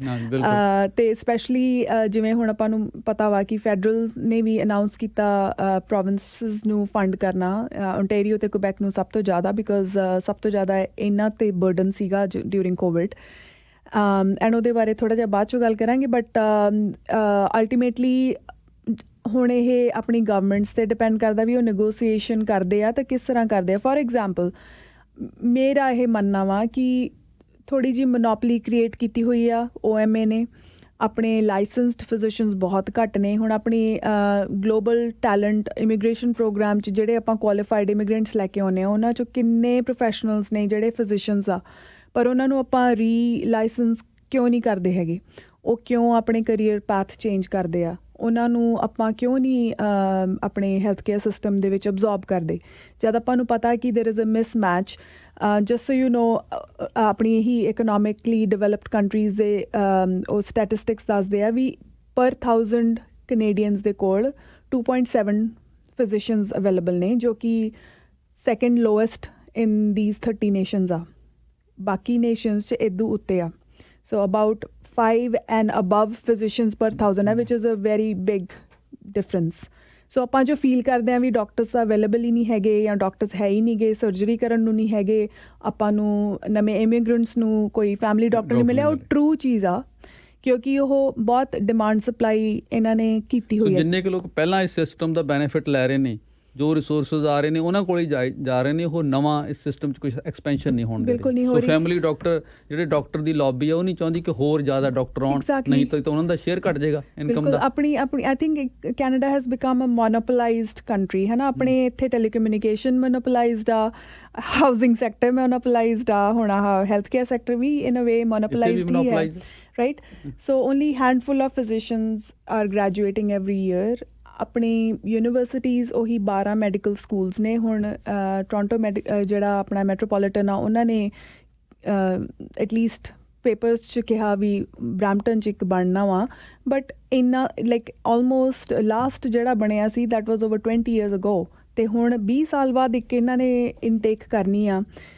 ਇਸ ਸਪੀਡ ਦੇ ਨਾਲ ਬਣ ਵੀ ਜਾਊਗਾ ਇੱਕ ਮੈਡੀਕਲ ਸਕੂਲ, ਕਿੰਨੇ ਗ੍ਰੈਜੂਏਟ ਹੋ ਜਾਣਗੇ। ਐਗਜ਼ੈਕਟਲੀ। ਅਤੇ ਆਪਾਂ ਅਗਰ ਬਾਹਰੋਂ ਟੈਲੈਂਟ ਲੈ ਕੇ ਆ ਰਹੇ ਹਾਂ ਤਾਂ ਕੀ ਆਪਾਂ ਨੂੰ ਇਸ ਸੈਕਟਰ 'ਚ ਟੈਲੈਂਟ ਦੀ ਜ਼ਰੂਰਤ ਨਹੀਂ ਹੈ? ਐਂਡ ਆਪਾਂ ਕਹਿੰਦੇ ਹਾਂ ਵੀ ਹੈਲਥ ਕੇਅਰ ਵਰਕਰਸ ਆਪਣੇ ਕੋਲ ਘੱਟ ਨੇ, ਇਹਦਾ ਕ੍ਰਾਈਸਿਸ ਆ, ਐਂਡ ਵਿਚ ਇਜ਼ ਟਰੂ, ਇਹ ਕੋਈ ਦੋ ਰਾਏ ਨਹੀਂ ਹੈ। ਆਪਣੀ ਨਰਸਿੰਗ ਸਟਾਫ ਓਵਰਵਰਕਡ ਆ, ਆਪਣੇ PWS ਵਰਕਰਸ ਓਵਰਵਰਕਡ ਨੇ। ਹੁਣ ਜਿਹੜੇ ਆਪਾਂ ਇੰਨੇ ਯੰਗ ਪੀਪਲ ਲੈ ਕੇ ਆ ਰਹੇ ਹਾਂ ਉਹਨਾਂ 'ਚੋਂ ਕੁਛ ਪਰਸੈਂਟੇਜ ਤਾਂ ਹੈਲਥ ਕੇਅਰ ਸੈਕਟਰ 'ਚ ਹੋਊਗੇ, ਉਹਨਾਂ 'ਤੇ ਆਪਾਂ ਕਿਉਂ ਨਹੀਂ ਅਸੀਂ ਸਾਰਿਆਂ ਨੂੰ ਫੈਕਟਰੀ ਵਰਕਰ ਬਣਾ ਰਹੇ ਉਹਨਾਂ ਨੂੰ। ਐਗਜ਼ੈਕਟਲੀ। ਅਤੇ ਉਹਨਾਂ ਨੂੰ ਆਪਾਂ ਕਹਿੰਦੇ ਹਾਂ ਵੀ ਤੁਸੀਂ 2-4 ਪ੍ਰੋਫੈਸ਼ਨ ਨੇ ਉਹਨਾਂ ਵਾਸਤੇ ਭਾਵੇਂ ਦੁਨੀਆ ਭਰ 'ਚੋਂ ਕਿੰਨੀ ਮਰਜ਼ੀ ਕੁਆਲੀਫਿਕੇਸ਼ਨ ਲੈ ਕੇ ਆ ਜਾਓ। ਹਾਂਜੀ। ਅਤੇ ਤੁਸੀਂ ਮਾਹੌਲ ਇੱਦਾਂ ਦਾ ਬਣਾ ਲਿਆ ਕਿ ਤੁਸੀਂ ਉਹਨਾਂ 'ਚ ਹੀ ਜਾਣਾ, ਕਿਉਂਕਿ ਇਹਨਾਂ ਪ੍ਰੋਫੈਸ਼ਨ 'ਚ ਜਾਣ ਲਈ ਥਾਂ ਹੀ ਨਹੀਂ ਛੱਡੀ ਹੋਈ। ਬਿਲਕੁਲ। ਉਹ ਰੀਐਲੋਕੇਸ਼ਨ ਆਫ ਫੰਡਸ ਆਪਾਂ ਉੱਧਰ ਨੂੰ ਲਾ ਨਹੀਂ ਰਹੇ, ਰਾਈਟ। ਆਪਣੇ ਜਿਹੜੀਆਂ ਨਰਸਿਸ ਨੇ, ਉਹ ਇੱਕ ਨਰਸ ਪ੍ਰੈਕਟੀਸ਼ਨਰ ਪ੍ਰੋਗਰਾਮ ਸੀਗਾ ਜਿਹਦੇ ਵਿੱਚ ਉਹਨਾਂ ਨੇ ਕਿਹਾ ਵੀ ਓਕੇ ਹੁਣ ਇਹ ਨਰਸਿਸ ਨੇ ਜਿਨ੍ਹਾਂ ਨੇ ਸਰਟਨ ਕੁਆਲੀਫਿਕੇਸ਼ਨ ਅਚੀਵ ਕਰ ਲਈ ਅਤੇ ਉਹ ਨਰਸ ਪ੍ਰੈਕਟੀਸ਼ਨਰਸ ਬਣ ਗਏ ਨੇ, ਅਤੇ ਉਹ ਇਨ ਅ ਵੇ ਕਮਿਊਨਿਟੀ ਦੇ ਵਿੱਚ ਪੇਸ਼ੈਂਟਸ ਦੇਖ ਸਕਦੇ ਨੇ, ਜਿਹੜੀਆਂ ਨਾਨ ਕੰਪਲੀਕੇਟਡ ਚੀਜ਼ਾਂ ਨੇ, ਕੁਛ ਲਿਮਿਟਡ ਚੀਜ਼ਾਂ ਦੇ ਵਿੱਚ। ਐਂਡ ਐਕਸਕਿਊਜ਼ ਮੀ ਉਹ ਪ੍ਰਿਸਕ੍ਰਿਪਸ਼ਨ ਵੀ ਲਿਖ ਸਕਦੇ ਆ। ਸੋ ਅਗਰ ਆਪਾਂ ਨਰਸਿਸ ਨੂੰ ਟ੍ਰੇਨਿੰਗ ਦੇ ਸਕਦੇ ਹਾਂ ਅਤੇ ਜਿਹੜੇ ਫੋਰਨ ਟ੍ਰੇਨ ਮੈਡੀਕਲ ਗ੍ਰੈਜੂਏਟਸ ਨੇ ਮਤਲਬ ਅੱਛੀਆਂ ਕੰਟਰੀਜ਼ 'ਚੋਂ ਆਏ ਨੇ, ਪ੍ਰੋਪਰ ਬਕਾਇਦਾ ਪ੍ਰੈਕਟਿਸ ਕਰਦੇ ਆਏ ਨੇ, ਉਹਨਾਂ ਨੂੰ ਆਪਾਂ ਉਸ ਪ੍ਰੋਗਰਾਮ ਦੇ ਵਿੱਚ ਕਿਉਂ ਨਹੀਂ ਪਾ ਸਕਦੇ, ਰਾਈਟ?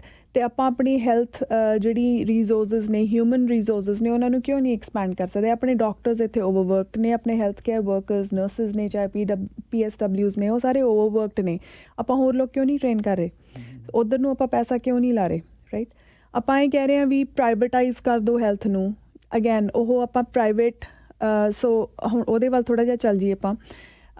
ਬਿੱਲ 60 ਜੋ ਕਿ ਮਾਰਚ 'ਚ ਇਹਨਾਂ ਨੇ ਟੇਬਲ ਕੀਤਾ ਸੀ, ਥੋੜ੍ਹੀ ਜਿਹੀ ਆਪਣੇ ਲੈਜਿਸਲੇਚਰ 'ਚ, ਆਪਣੀ ਪ੍ਰੋਵਿੰਸ਼ੀਅਲ ਲੈਜਿਸਲੇਚਰ 'ਚ ਇਹਦੇ ਬਾਰੇ ਡਿਬੇਟ ਵੀ ਹੋਈ। NDP opposed and of course conservatives the liberals also opposed a little bit, but ਉਹ ਪਾਸ ਹੋ ਗਿਆ ਅਤੇ ਉਹ ਐਕਟ ਬਣ ਗਿਆ ਅਤੇ the act is called Your Health Act, ਜੋ ਕਿ ਬਹੁਤ ਮੇਰੇ ਵਿਊ 'ਚ ਬਹੁਤ ਛੋਟਾ ਜਿਹਾ ਐਕਟ ਆ, ਕੋਈ ਬਹੁਤ ਡੀਟੇਲਡ ਐਕਟ ਨਹੀਂ ਹੈ, ਬਹੁਤ ਥੋੜ੍ਹਾ ਦੱਸਦਾ। As always the devil is in the details, ਜੋ ਕਿ ਹੁਣ ਰੈਗੂਲੇਸ਼ਨਸ ਜਦੋਂ ਆਉਣਗੀਆਂ ਉਹ 'ਚ ਪਤਾ ਲੱਗੂਗਾ ਵੀ ਇਹ ਐਕਟ ਐਕਚੁਅਲੀ ਇੰਪਲੀਮੈਂਟ ਕਿੱਦਾਂ ਹੁੰਦਾ। ਬਟ ਮੋਟਾ ਉਹਦੇ ਵਿੱਚ ਇਹ ਕੀਤਾ ਇਹਨਾਂ ਨੇ ਵੀ ਪਹਿਲਾਂ ਵੀ ਆਪਣੇ ਕੋਲ ਇੰਡੀਵਿਜੂਅਲਸ ਸੀ ਜੋ ਕਿ ਪ੍ਰੋਫੈਸ਼ਨਲਸ, ਜੋ ਕਿ ਆਪਣੇ ਪ੍ਰਾਈਵੇਟ ਡਾਇਗਨੋਸਟਿਕ ਸੈਂਟਰਸ ਖੋਲ੍ਹ ਸਕਦੇ ਸੀ। ਹੁਣ ਉਹਨਾਂ ਨੇ ਉਸ ਨੂੰ ਐਕਸਪੈਂਡ ਕਰਤਾ, ਕਹਿੰਦੇ ਇੰਡੀਵਿਜੂਅਲਸ ਨਹੀਂ, ਤੁਸੀਂ ਹੁਣ ਉਹਨਾਂ ਨੂੰ ਕੋਆਪਰੇਸ਼ਨਸ 'ਚ ਕ੍ਰੀਏਟ ਕਰ ਸਕਦੇ ਹੋ, ਯੂ ਨੋ, ਐਂਡ ਅਸੀਂ ਤੁਹਾਨੂੰ ਫੰਡ ਕਰਾਂਗੇ, ਤੁਸੀਂ ਡਾਇਗਨੋਸਟਿਕ ਸੈਂਟਰਸ ਹੋਰ ਖੋਲ੍ਹੋ, ਕਿਉਂਕਿ ਅਸੀਂ ਰੈਕਗਨਾਈਜ਼ ਕਰ ਲਿਆ ਵਿਦ ਆਲ ਦੀਜ਼ ਰਿਪੋਰਟਸ ਕਿ ਆਪਣੇ ਕੋਲ MRIs ਦੀ ਅਵੇਲੇਬਿਲਿਟੀ ਘੱਟ ਆ, ਟੈਕਨੀਸ਼ੀਅਨਸ ਦੀ ਅਵੇਲੇਬਿਲਿਟੀ ਘੱਟ ਆ, ਮਸ਼ੀਨਾਂ ਦੀ ਅਵੇਲੇਬਿਲਿਟੀ ਘੱਟ ਆ, ਰਾਈਟ? ਅਤੇ ਯਾਨੀ ਕਿ ਟੈਕਨੀਕਲ ਜਿਹੜੀ ਗੈਪ ਆ ਉਹਨੂੰ ਆਪਾਂ ਤੁਹਾਨੂੰ ਪ੍ਰਾਈਵੇਟਾਈਜ਼ ਕਰਕੇ ਕਵਰ ਕਰਾਂਗੇ। ਸੋ ਦ ਕੁਐਸਚਨ ਗੋਜ਼ ਕਿ ਤੁਸੀਂ ਪ੍ਰਾਈਵੇਟਾਈਜ਼ ਕਰਕੇ ਕਰ ਰਹੇ ਹੋ, ਟੈਕਸ ਪੇਅਰ ਉਹਨੂੰ ਪੈਸਾ ਦੇ ਰਿਹਾ, ਪਰ ਉਹ ਪ੍ਰੋਫਿਟੀਅਰਿੰਗ ਹੋ ਰਹੀ ਹੈ ਇੱਕ ਪਰਸਨਲ ਯਾਨੀ ਇੱਕ ਪ੍ਰਾਈਵੇਟ ਉਹਦੇ ਵਾਸਤੇ, ਰਾਈਟ? ਉਹ ਪੈਸਾ ਰੀਐਲੋਕੇਟ ਆਪਣੀ ਪਬਲਿਕ ਲਈ ਕਿਉਂ ਨਹੀਂ ਹੋ ਰਿਹਾ? ਕਿਉਂਕਿ ਫੰਡਿੰਗ ਤਾਂ ਪਬਲਿਕ ਕਰ ਰਹੀ ਹੈ ਉਹਨੂੰ। ਜੇ ਪੈਸਾ ਤੁਸੀਂ ਉਸ 'ਚੋਂ ਦੇਣਾ ਤੇ ਫਿਰ ਉਹਦਾ ਫਿਰ ਫਾਇਦਾ ਕੀ ਹੋਇਆ? ਹਾਂਜੀ, ਸੋ ਠੀਕ ਆ, ਉਹ ਮੈਂ ਜਾਂ ਤੁਸੀਂ ਆਪਾਂ ਉਹਨਾਂ ਨੂੰ ਜਾ ਕੇ ਨਹੀਂ ਪੇ ਕਰਾਂਗੇ, ਆਪਣਾ OHIP ਕਾਰਡ ਹੀ ਪੇ ਕਰੂਗਾ, ਬਟ ਅਲਟੀਮੇਟਲੀ ਪ੍ਰੋਫਿਟਿੰਗ ਤਾਂ ਉਸ ਕਾਰਪੋਰੇਸ਼ਨ ਨੂੰ ਹੋ ਰਹੀ ਹੈ ਜੋ ਕਿ ਪ੍ਰਾਈਵੇਟਲੀ ਹੈਲਡ ਹੈ। ਜਾਂ ਤਾਂ ਫਿਰ ਉਸ ਪ੍ਰਾਈਵੇਟਲੀ ਹੈਲਡ ਕਾਰਪੋਰੇਸ਼ਨ ਨੂੰ ਕੋਈ ਤੁਸੀਂ ਕੁਛ ਇਸ ਤਰ੍ਹਾਂ ਦਾ ਸਕੀਮ ਲਗਾਓ ਕਿ you know by 5 years you have to pay back or 10 years you have to pay back, you know, like ਜਿਵੇਂ ਵੈਂਡਰ ਟੇਕ ਬੈਕ ਹੁੰਦੀ ਹੈ ਕਮਰਸ਼ੀਅਲ ਸੈਂਸ ਦੇ ਵਿੱਚ। ਜਾਂ ਫਿਰ ਓਕੇ ਤੁਸੀਂ ਇੱਧਰ ਇਹ ਕਰ ਰਹੇ ਹੋ, then you ought to pay certain kind of taxes, you know. So I don't know ਕੀ ਹੁੰਦਾ, ਹੁਣ ਉਹ ਰੈਗੂਲੇਸ਼ਨ ਦੱਸੂਗੀ। ਅਤੇ ਮੀਨਾਕਸ਼ੀ ਜੀ, ਜਿਵੇਂ ਤੁਸੀਂ ਦੱਸਿਆ ਹੁਣ ਪ੍ਰੋਬਲਮਸ ਦੇ ਬਹੁਤ ਲੈਵਲ 'ਤੇ ਨੇ। ਹੁਣ ਇਹਦੇ 'ਚ ਜੇ ਸੁਧਾਰ ਹੋਵੇ ਤਾਂ ਕਿੱਥੋਂ ਹੋਏ ਅਤੇ ਕਿਵੇਂ ਹੋਏ? ਸੋ ਮੇਰਾ ਓਪੀਨੀਅਨ ਆ ਕਿ ਪ੍ਰਾਈਵੇਟਾਈਜ਼ੇਸ਼ਨ ਹੈਲਥ ਦੀ ਕੋਈ ਮਾੜੀ ਗੱਲ ਨਹੀਂ ਹੈ, ਪ੍ਰੋਵਾਈਡਡ ਉਹ ਸਹੀ ਢੰਗ ਨਾਲ ਹੋਵੇ। ਐਂਡ ਪ੍ਰਾਈਵੇਟਾਈਜ਼ੇਸ਼ਨ ਦਾ ਮਤਲਬ ਇਹ ਨਹੀਂ ਹੈ ਕਿ ਆਪਾਂ ਆਪਣੀ ਜੇਬ 'ਚੋਂ ਪੈਸੇ ਦੇਣੇ ਆ। Just for our listeners, Canada ਦੀ ਜਿਹੜੀ ਪਬਲਿਕ ਹੈਲਥ ਕੇਅਰ ਸਿਸਟਮ ਹੈ ਜਾਂ publicly funded health care system ਹੈ, ਉਹ ਇੱਕ ਐਕਟ ਦੇ ਅਧੀਨ ਹੈ, ਫੈਡਰਲ ਐਕਟ ਦੇ ਅਧੀਨ ਹੈ, ਜਿਹਨੂੰ ਕਹਿੰਦੇ ਆ ਵੀ health act. It is like citizens bill of rights. ਜਿੱਦਾਂ ਆਪਣਾ ਚਾਰਟਰ ਹੈ, Canadian charter of rights and freedoms, ਜੋ ਕਿ ਆਪਾਂ ਨੂੰ ਦੱਸਦਾ ਕਿ ਆਪਣੇ ਹਿਊਮਨ ਰਾਈਟਸ ਕੀ ਨੇ।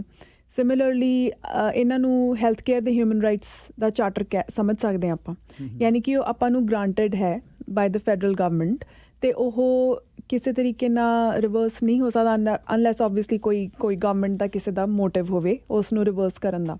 ਸੋ ਜਦੋਂ ਆਪਾਂ ਟਰਮੀਨੋਲੋਜੀ ਯੂਜ਼ ਕਰਦੇ ਹਾਂ ਵੀ ਪ੍ਰਾਈਵੇਟਾਈਜ਼ੇਸ਼ਨ ਆਫ ਹੈਲਥ ਕੇਅਰ, ਉਹਦਾ ਮਤਲਬ ਇਹ ਨਹੀਂ ਹੈ ਕਿ ਹੁਣ ਮੈਨੂੰ ਜਾ ਕੇ ਆਪਣੀ ਜੇਬ 'ਚੋਂ ਪੈਸੇ ਖਰਚ ਕੇ ਪ੍ਰਾਈਵੇਟ ਹੈਲਥ ਲੈਣੀ ਪੈਣੀ ਆ। ਬਟ ਅਗੈਨ ਮੈਂ ਥੋੜ੍ਹਾ ਜਿਹਾ ਇਹਨੂੰ ਕੌਸ਼ੀਅਸ ਤਰੀਕੇ ਨਾਲ ਕਹੂੰਗੀ, ਕਿਉਂਕਿ the devil is in the details. At least ਇਸ ਤਰੀਕੇ ਨਾਲ ਪ੍ਰੈਜ਼ੈਂਟ ਗਵਰਨਮੈਂਟ ਇਹ ਪਿਚ ਕਰ ਰਹੀ ਆ, ਜੋ ਉਹਨਾਂ ਨੇ ਐਕਟ, ਯੋਰ ਹੈਲਥ ਐਕਟ, ਜੋ ਉਹਨਾਂ ਨੇ ਡਰਾਫਟ ਕੀਤਾ ਅਤੇ ਇੰਪਲੀਮੈਂਟ ਹੋ ਗਿਆ, ਜੋ ਕਿ ਹੁਣ ਜਿਹਨੂੰ ਰਾਇਲ ਐਸੈਂਟ ਮਿਲ ਗਈ ਆ ਅਤੇ ਜਿਹਦੇ ਹੁਣ ਰੈਗੂਲੇਸ਼ਨਸ ਲਿਖੇ ਜਾ ਰਹੇ ਨੇ ਅਤੇ ਹਜੇ ਆਉਣੇ ਆ, ਰਿਲੀਜ਼ ਨਹੀਂ ਹੋਏ। ਉਹਦੇ ਅਕੋਰਡਿੰਗ ਉਹ ਕਹਿ ਰਹੇ ਨੇ ਕਿ ਆਪਾਂ ਜਿਹੜੀ ਪ੍ਰਾਈਵੇਟਾਈਜ਼ੇਸ਼ਨ ਕਰ ਰਹੇ ਹਾਂ, ਆਪਾਂ ਸਿਰਫ ਆਪਣੇ ਕੋਲ ਆਲਰੇਡੀ ਐਗਜ਼ਿਸਟਿੰਗ ਸਿਸਟਮ ਸੀਗਾ, ਆਪਣੇ ਕੋਲ ਪ੍ਰਾਈਵੇਟ ਡਾਇਗਨੋਸਟਿਕ ਸੈਂਟਰ ਸੀਗੇ, ਉਹ ਇੰਡੀਵਿਜੂਅਲਸ ਦੇ ਨਾਮ 'ਤੇ ਸੀਗੇ। ਆਪਾਂ ਹੁਣ ਉਹਨੂੰ ਐਕਸਪੈਂਡ ਕਰਕੇ ਆਪਾਂ ਉਹਨਾਂ ਨੂੰ ਕੋਆਪਰੇਸ਼ਨਸ ਦੇ ਨਾਮ 'ਤੇ ਕਰ ਦੇਣਾ, ਅਤੇ ਪਰ ਆਪਾਂ ਉਹਨਾਂ ਨੂੰ ਫੰਡਿੰਗ ਦੇਣੀ ਆ ਵੀ ਤੁਸੀਂ ਹੋਰ ਇਹਨਾਂ ਨੂੰ ਐਕਸਪੈਂਡ ਕਰੋ ਅਤੇ ਆਪਣੇ ਕੋਲ ਹੋਰ ਟੈਕਨੋਲੋਜੀ ਲੈ ਕੇ ਆਓ, ਹੋਰ ਲੋਕ ਲੈ ਕੇ ਆਓ, ਹੋਰ ਸੋ ਬੇਸਿਕਲੀ ਆਪ ਗਵਰਨਮੈਂਟ ਕਰਨ ਦੀ ਬਜਾਏ ਉਹ ਕਹਿੰਦੇ ਵੀ ਜਿੰਨੇ ਆਲਰੇਡੀ ਐਸਟੈਬਲਿਸ਼ਡ ਜਿਹੜੇ ਇਹੋ ਜਿਹੇ ਇੰਸਟੀਟਿਊਸ਼ਨਸ ਹੈਗੇ ਆਪਾਂ ਉਹਨਾਂ ਨੂੰ ਹੋਰ ਐਕਸਪੈਂਡ ਕਰਤੀ that's what they are trying to do and ਉਹ ਕਹਿੰਦੇ ਗੋਲ ਸਾਡਾ ਇਹ ਹੈ ਜਿਵੇਂ ਅੱਜ 2,06,000 ਲੋਕ ਵੇਟ ਕਰ ਰਹੇ ਨੇ ਸਰਜਰੀਜ਼ ਵਾਸਤੇ ਓਨਟਾਰੀਓ 'ਚ ਜਿਹਦੇ 'ਚੋਂ ਜੋ ਮੈਂ ਪੜ੍ਹਿਆ ਉਹ 'ਚ 24% ਸਿਰਫ ਬੇਸਿਕ ਸਰਜਰੀਜ਼ ਨੇ ਜਿਵੇਂ ਕਿ ਕੈਟਰੈਕਟ ਦਾ ਆਪਰੇਸ਼ਨ ਜੋ ਕਿ ਬਹੁਤ ਸਿੰਪਲ ਅਤੇ ਛੋਟੀ ਡਿਊਰੇਸ਼ਨ ਦਾ ਆਪਰੇਸ਼ਨ ਆ ਅਤੇ ਜਿਹਦਾ ਰਿਕਵਰੀ ਟਾਈਮ ਬਹੁਤ ਥੋੜ੍ਹਾ ਯਾਨੀ ਕਿ ਆਪਾਂ ਨੂੰ ਹੌਸਪੀਟਲ ਬੈੱਡ ਦੀ ਜ਼ਿਆਦਾ ਜ਼ਰੂਰਤ ਹੈ ਨਹੀਂ ਉਹ ਕਹਿੰਦੇ ਵੀ ਜਿਹੜੇ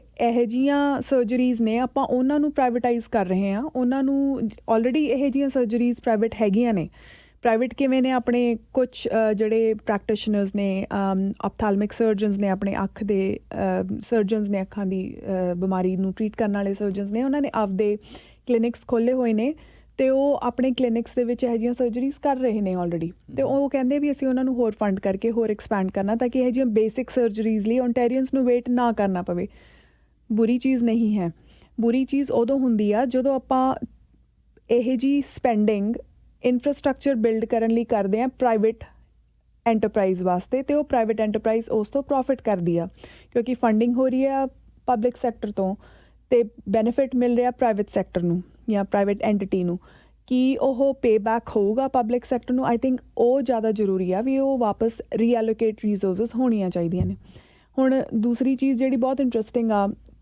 ਐਂਡ ਮੈਂ ਇਹ ਸੋਚ ਰਹੀ ਸੀ ਵੀ ਅਗਰ ਪ੍ਰਾਈਵੇਟ ਸੈਕਟਰ ਨੂੰ ਇਹ ਕਹਿ ਰਹੇ ਆ ਵੀ ਤੁਸੀਂ ਓਕੇ ਹੁਣ ਇੰਨੀਆਂ 24% ਜਿਹੜਾ ਬੈਕਲੌਗ ਆ ਕੈਟਰੈਕਟ ਦਾ ਉਹ ਤੁਸੀਂ ਕਰ ਦਿਓ ਦੈਟ ਮੀਨਸ ਉਹ ਵੀ ਤਾਂ ਹਿਊਮਨ ਰਿਸੋਰਸਿਸ ਕਿਤੋਂ ਲੈ ਕੇ ਆਉਣਗੇ ਉਹ ਕਿੱਥੋਂ ਲੈ ਕੇ ਆਉਣਗੇ ਜੇ ਪਬਲਿਕ ਨੂੰ ਨਹੀਂ ਮਿਲੇ ਤੇ ਪ੍ਰਾਈਵੇਟ ਨੂੰ ਕਿੱਥੋਂ ਮਿਲਣਗੇ ਕੀ ਉਹ ਫੋਰਨ ਵਰਕ ਪਰਮਿਟ ਵਾਲੇ ਲੋਕ ਲੈ ਕੇ ਆਉਣਗੇ ਜੇ ਉਹ ਲੈ ਕੇ ਆਉਣਗੇ ਅਤੇ ਉਹ ਜੇ ਸਪੋਰਟ ਕਰਨਗੇ ਇਹ ਸਰਜਰੀਜ਼ ਨੂੰ ਤਾਂ ਫਿਰ ਆਪਣੇ ਹੌਸਪੀਟਲਸ ਕਿਉਂ ਨਹੀਂ ਕਰ ਸਕਦੇ ਆਪਣਾ ਪਬਲਿਕ ਸਿਸਟਮ ਕਿਉਂ ਨਹੀਂ ਕਰ ਸਕਦਾ ਸੋ ਲਾਈਕ ਇਹ ਥੋੜ੍ਹੀ ਜਿਹੀ ਡਾਇਕੋਟਮੀ ਹੈਗੀ ਹੈ ਥੋੜ੍ਹਾ ਲਾਈਕ ਡਿਵਾਈਡ ਆ ਪੈਰਾਡੌਕਸ ਆ ਸਵਾਲ ਉੱਠ ਰਿਹਾ ਕਿ ਜਿਹੜੀ ਨਵੀਂ ਫੈਡਰਲ ਫੰਡਿੰਗ ਮੰਨਿਆ ਆ ਵੀ ਗਈ ਉਹ ਕਿੱਥੇ ਜਾਏਗੀ ਫਿਰ ਕਿਸ ਚੀਜ਼ 'ਤੇ ਖਰਚ ਸਿਰਫ ਡਾਕਟਰਾਂ ਦੀਆਂ ਤਨਖਾਹਾਂ ਵਧਾਉਣ 'ਤੇ ਖਰਚ ਹੋ ਜਾਏਗੀ ਕਿ ਜਾਂ ਇਸ ਤਰ੍ਹਾਂ ਦੇ ਪ੍ਰੋਗਰਾਮਾਂ 'ਤੇ ਖਰਚ ਹੋ ਜਾਏਗੀ ਜਾਂ ਵਾਕਈ ਹੀ ਕੋਈ ਬੇਸਿਕ ਚੇਂਜ ਹੈਲਥ ਸਿਸਟਮ 'ਚ ਆਏਗੀ ਸੋ ਜੋ ਮੈਂ ਪੜ੍ਹਿਆ ਹਜੇ ਤੱਕ ਫੈਡਰਲ ਨੇ ਜਦੋਂ ਅਨਾਊਂਸ ਕੀਤਾ ਕਿ ਅਸੀਂ $X ਬਿਲੀਅਨ ਪ੍ਰੋਵਿੰਸਿਸ ਨੂੰ ਐਲੋਕੇਟ ਕਰਨਾ ਫੰਡਸ 'ਚ ਉਹਨਾਂ ਨੇ ਵਾਪਸ ਜਿਹੜਾ ਰਿਪੋਰਟ ਮੰਗੀ ਆ ਕੋਈ ਬਹੁਤ ਡੀਟੇਲ ਨਹੀਂ ਮੰਗੀ ਉਹਨਾਂ ਨੇ ਜ਼ਿਆਦਾ ਪਾਵਰ ਜਾਂ ਡੈਫਰੈਂਸ ਦਿੱਤੀ ਆ ਪ੍ਰੋਵਿੰਸਿਸ ਨੂੰ ਕਿ ਤੁਸੀਂ ਆਪਣੇ ਤਰੀਕੇ ਨਾਲ ਖਰਚੋ ਤੁਹਾਨੂੰ ਆਪਣੇ ਪ੍ਰੋਵਿੰਸਿਸ ਦਾ ਜ਼ਿਆਦਾ ਪਤਾ ਸਾਡੇ ਨਾਲੋਂ ਅਸੀਂ ਸਿਰਫ ਤੁਹਾਨੂੰ ਸਪੋਰਟ ਕਰ ਰਹੇ ਹਾਂ ਸਾਨੂੰ ਸਿਰਫ ਇਹ ਦੱਸੋ ਵੀ ਐਲੋਕੇਟ ਤੁਸੀਂ ਕਰਤੇ ਫੰਡਸ ਅਤੇ ਐਕਚੁਅਲੀ ਉਹ ਯੂਜ਼ ਹੋ ਰਹੇ ਆ ਵੈਰੀ ਬੇਸਿਕ ਯਾਨੀ ਕਿ ਕੋਈ ਸਟਿਕ ਨਹੀਂ ਹੈਗੀ ਉਹਨੂੰ ਹੋਲਡ ਕਰਨ ਵਾਸਤੇ ਵੀ ਪ੍ਰੋਵਿੰਸਿਸ ਕਿੱਥੇ ਸਪੈਂਡ ਕਰ ਰਹੇ ਨੇ ਓਨਟਾਰੀਓ ਨੇ ਕੀ ਕੀਤਾ ਓਨਟਾਰੀਓ ਨੇ ਮਾਰਚ ਦੇ ਵਿੱਚ ਆਫਟਰ ਦਿਸ ਅਨਾਊਂਸਮੈਂਟ ਉਹਨਾਂ ਨੇ ਇੱਕ ਰਿਪੋਰਟ ਪਬਲਿਸ਼ ਕਰਾਈ financial accountability office of Ontario FAO ਤੋਂ ਜੋ ਕਿ ਬਹੁਤ ਇੰਟਰਸਟਿੰਗ ਰਿਪੋਰਟ ਹੈ ਇਹਦਾ ਟਾਈਟਲ ਹੈਗਾ Ontario health sector spending plan review so ਉਹ 'ਚ ਉਹਨਾਂ ਨੇ ਪਲਾਨ ਦੱਸਿਆ 2028 ਤੱਕ ਕਿਉਂਕਿ ਫੈਡਰਲ ਫੰਡਿੰਗ 2028 ਤੱਕ ਪ੍ਰੋਮਿਸ ਹੋਈ ਆ ਅਤੇ ਉਹਦੇ 'ਚ ਉਹਨਾਂ ਨੇ ਡਿਫਰੈਂਟ ਸੈਕਟਰਸ 'ਚ ਹਿੱਟ ਕੀਤਾ ਐਂਡ ਇਹ ਆਪਾਂ ਕਹਿ ਸਕਦੇ ਹਾਂ ਵੀ ਇਨ ਲਾਈਨ ਹੈ ਫਰੈਜ਼ਰ ਇੰਸਟੀਟਿਊਟ ਜਿਹਦੇ ਬਾਰੇ ਮੈਂ ਪਹਿਲਾਂ ਦੱਸ ਰਹੀ ਸੀ ਉਹਨਾਂ ਨੇ ਜਿਹੜੇ ਕੀ ਪੁਆਇੰਟਰਸ ਕੀ ਗੈਪਸ ਆਈਡੈਂਟੀਫਾਈ ਕੀਤੇ ਸੀ ਉਹਦੇ ਨਾਲ ਮੈਚ ਕਰਦੀ ਹੈ ਰਿਪੋਰਟ ਉਹ ਕਹਿ ਰਹੀ ਹੈ ਕਿ ਹਾਂਜੀ ਸਾਡੇ ਕੋਲ ਅੰਡਰ ਯੂਟੀਲਾਈਜੇਸ਼ਨ ਆਫ ਹੌਸਪੀਟਲਸ ਹੈ ਆਪਾਂ ਮੋਰ ਕਲੀਨਿਸ਼ੀਅਨਸ ਲੈ ਕੇ ਆਉਣੇ ਪਰ ਕਿੱਥੋਂ ਲੈ ਕੇ ਆਉਣੇ ਆ ਆਪਣੀ ਕੀ ਫੈਡਰਲ ਗਵਰਨਮੈਂਟ ਹੁਣ ਕੋਈ ਇਹੋ ਜਿਹਾ talent stream global talent stream ਖੋਲ੍ਹੂਗੀ ਜਿਹਦੇ ਵਿੱਚ ਆਪਾਂ ਸਿਰਫ ਡਾਕਟਰਸ ਨੂੰ for example certain developed countries 'ਚੋਂ ਜਾਂ ਡਿਵੈਲਪਿੰਗ ਨੇਸ਼ਨਸ ਤੋਂ ਵਿਦ ਸਰਟਨ ਕ੍ਰਾਈਟੀਰੀਆ ਲੈ ਕੇ ਆ ਰਹੇ ਹਾਂ ਪਤਾ ਨਹੀਂ ਸੋ ਪੇਪਰ ਵਰਕ 'ਚ ਬਹੁਤ ਕੁਛ ਸੋਹਣਾ ਦਿਖ ਰਿਹਾ ਪਰ ਐਕਚੁਅਲੀ ਇੰਪਲੀਮੈਂਟ ਕਿੱਦਾਂ ਹੋਣਾ ਵੀ ਡੋਂਟ ਨੋ ਯੈਟ ਅਤੇ ਇਹਦੇ 'ਚ ਫਿਰ ਹੁਣ ਮਤਲਬ ਇਹ ਵੀ ਇੱਕ ਇਸ਼ੂ ਆ ਜਾਂਦਾ ਕਿ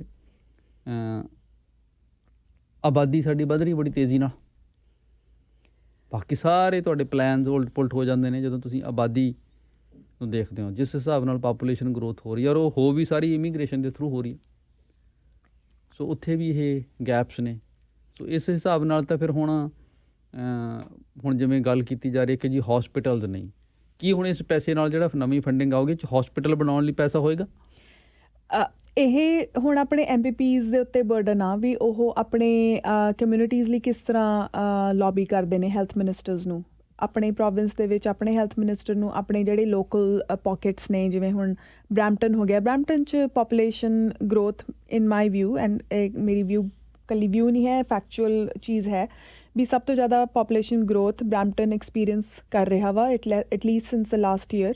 1.2 ਮਿਲੀਅਨ ਲੋਕ ਇਮੀਗ੍ਰੇਟ ਕੀਤੇ ਨੇ ਕੈਨੇਡਾ 'ਚ, first time ever after the Hungarian war, right, 1965 'ਚ ਹੋਈ ਸੀ ਸਿਵਲ ਵਾਰ। ਉਸ ਤੋਂ ਬਾਅਦ ਫਸਟ ਟਾਈਮ 1.2 ਮਿਲੀਅਨ ਲੋਕ ਇੱਕ ਸਾਲ 'ਚ ਆਏ ਨੇ ਕੈਨੇਡਾ 'ਚ। ਐਕਚੁਅਲ ਨੰਬਰ ਤਾਂ ਮੇਬੀ ਹੋਰ ਵੀ ਜ਼ਿਆਦਾ, ਉਸ ਤੋਂ ਵੀ ਜ਼ਿਆਦਾ ਵਾ। ਐਂਡ ਉਹ 'ਚ ਆਪਾਂ ਉਹ ਲੋਕ ਨਹੀਂ ਗਿਣ ਰਹੇ ਜਿਹੜੇ ਕਿ ਆਪਣੇ ਨੈਫਟਾ ਟਰੀਟੀਜ਼ ਦੇ ਥਰੂ ਫ੍ਰੀ ਫਲੋਟਰਸ ਆ ਰਹੇ ਨੇ, ਜੋ ਕਿ 10,000 ਜੋ ਐਵਰੇਜ ਹੈ 10,000 ਮੈਕਸੀਕਨਸ ਐਵਰੀ ਡੇ ਕੈਨੇਡਾ 'ਚ ਲੈਂਡ ਕਰ ਰਹੇ ਨੇ, ਐਂਡ ਉਹ ਵਾਪਸ ਨਹੀਂ ਜਾ ਰਹੇ, ਉਹ ਇੱਥੇ ਰਹਿ ਕੇ ਮੋਸਟ ਲਾਈਕਲੀ ਕੈਸ਼ ਜੌਬਸ ਕਰ ਰਹੇ ਨੇ, ਜੋ ਕਿ ਜੌਬਸ ਆਪਣੇ ਜਿਹੜੇ ਸਟੂਡੈਂਟਸ ਨੇ ਜਾਂ ਆਪਣੀ ਕਮਿਊਨਿਟੀ ਦੇ ਲੋਕਾਂ ਨੂੰ ਮਿਲਦੀਆਂ ਸੀ। ਤਾਂ ਹੀ ਉਹ 10,000 ਹਰ ਮਹੀਨੇ, ਹਰ ਐਵਰੀ ਡੇ ਆ ਰਹੇ ਨੇ, ਐਵਰੀ ਡੇ ਆ ਰਹੇ ਨੇ ਪੂਰੇ ਕੈਨੇਡਾ 'ਚ, ਨਾਟ ਜਸਟ ਟੋਰਾਂਟੋ 'ਚ ਬਟ ਪੂਰੇ ਕੈਨੇਡਾ 'ਚ। ਐਂਡ ਉਹ ਸਾਰੇ ਕੈਸ਼ ਜੌਬਸ 'ਚ ਕੰਮ ਕਰ ਰਹੇ ਨੇ, ਐਂਡ ਚਾਹੇ ਉਹ ਜੌਬਸ ਆਪਣੀ ਲੈਂਡਸਕੇਪਿੰਗ 'ਚ ਆ ਜਾਂ ਸਨੋ ਰਿਮੂਵਲ 'ਚ ਆ, ਲਾਈਕ ਦੀਜ਼ ਕਾਈਂਡ ਆਫ, ਜਾਂ ਆਪਣੇ ਫਾਰਮਸ 'ਚ ਆ।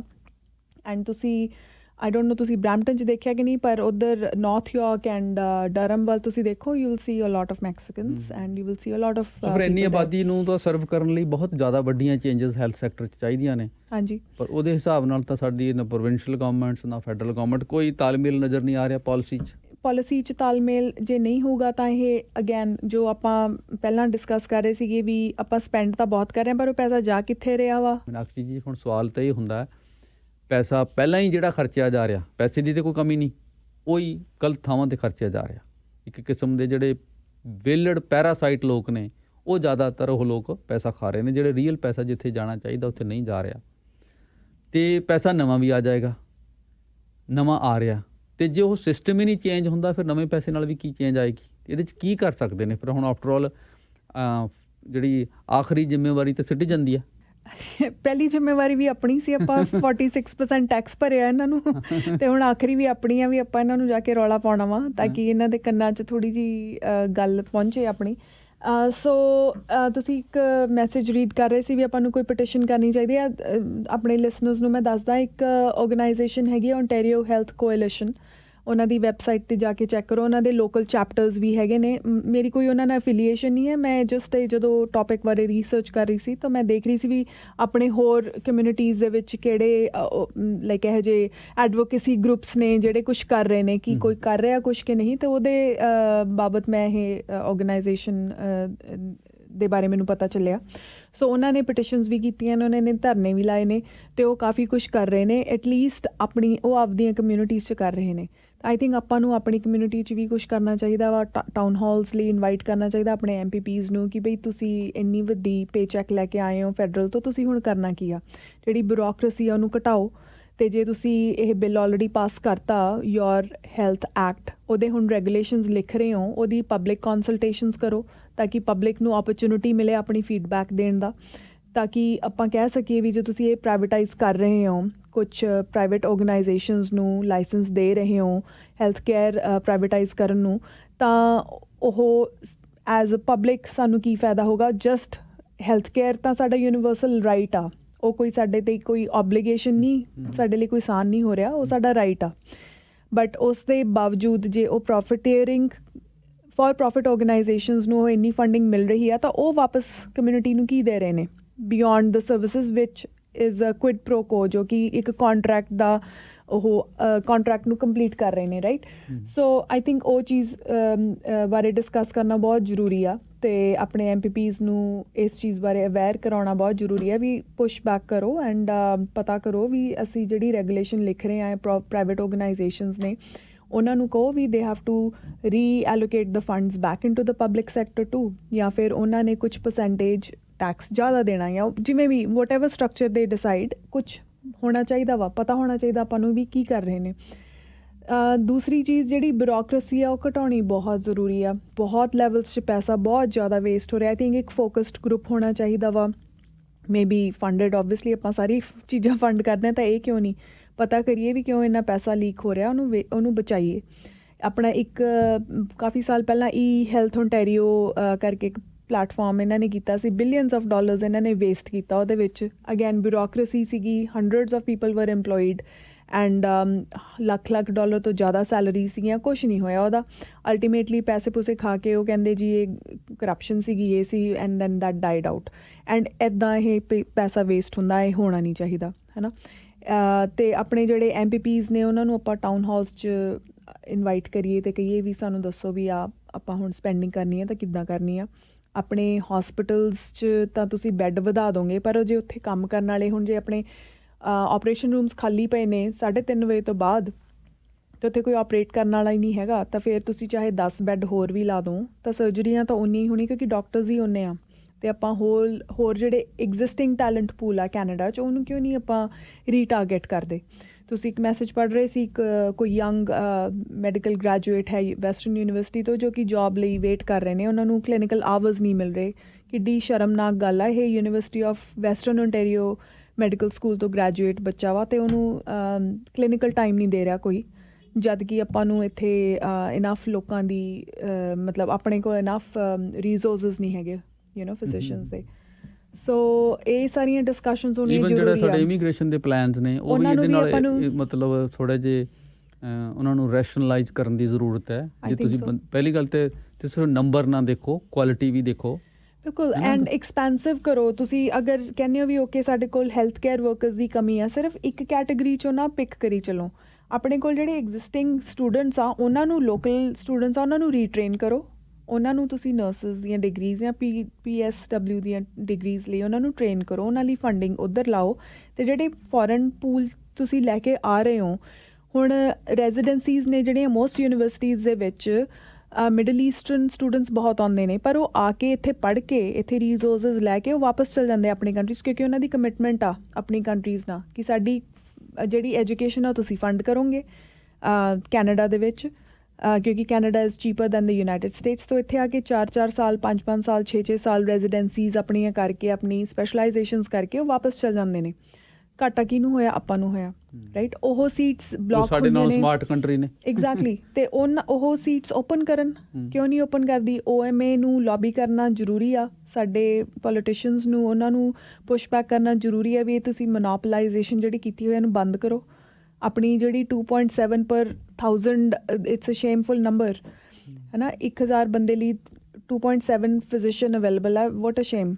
ਅਤੇ ਕਿੰਨੇ ਪੈਸੇ ਆਪਾਂ ਵੇਸਟ ਕਰ ਰਹੇ ਹਾਂ ਆਪਣੇ ਪਰ ਕੈਪੀਟਾ, ਉਹਦਾ ਕੋਈ ਰੈਸ਼ਨਲ ਨਹੀਂ ਹੈਗੇ ਇਹ ਫਿਗਰਸ।